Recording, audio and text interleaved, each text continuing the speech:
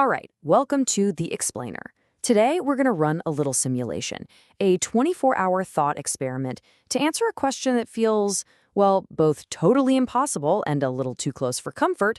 What would actually happen if the entire internet just vanished for a full day? And I'm not talking about your Wi-Fi being a little slow. No, think bigger. I'm talking about a complete global shutdown.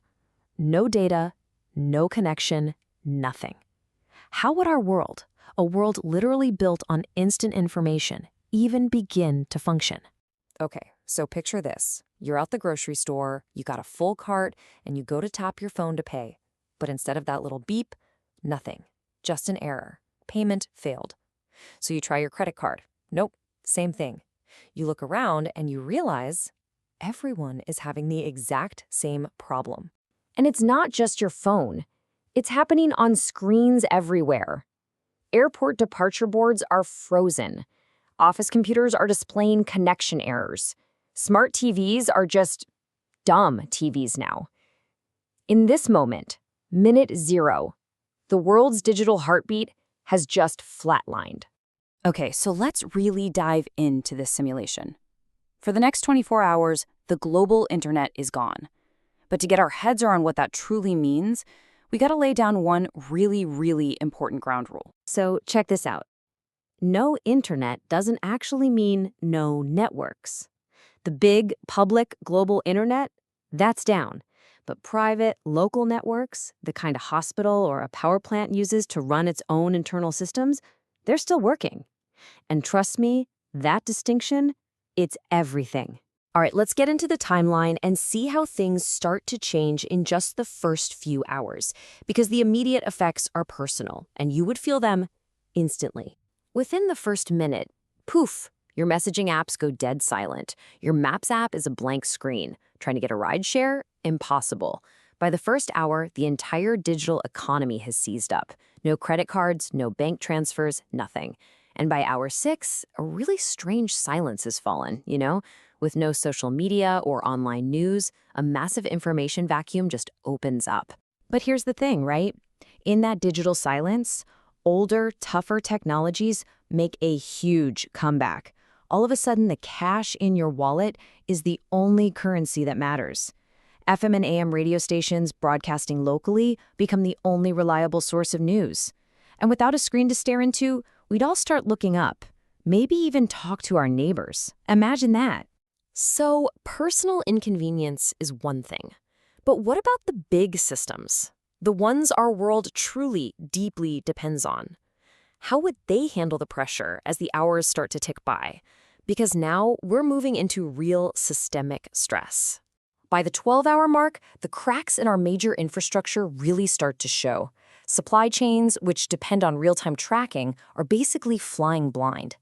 But by hour 24, we're not in a panic anymore. Society has settled into a strange new baseline, a world running on old, dusty, offline protocols, while the massive engines of the digital age, our data centers, sit completely silent. Right, this is the one everyone asks, isn't it? In a real emergency, how would our most critical service, healthcare, actually cope with this? Well, it's a mixed bag. Anything based in the cloud, like sharing patient data between hospitals or telehealth calls, that would fail and fail hard. But the core functions, they'd likely survive. Most hospitals have those robust internal networks, those intranets with offline records. They have emergency radio systems, and most importantly, they have pre-planned disaster protocols. Look, it would be tough, no doubt, but they're built for this. Let's compare to other giants. Air travel? Yeah, that's going to be a total nightmare. It is so reliant on real-time global data for weather and flight plans that you'd see massive groundings and delays almost immediately. But the power grid? You might be surprised. It's actually pretty resilient. Most utilities are controlled by secure local networks for exactly this reason. So your lights would most likely stay on. And the global economy?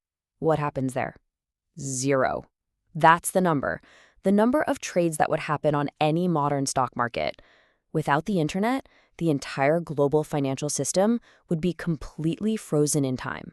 And then, after 24 long, quiet hours, it's back. The internet just blinks on. So, what did we learn from our day in the digital dark? And maybe more importantly, how can we be ready for any kind of disruption, big or small? So, the biggest lesson here, it's this really clear divide.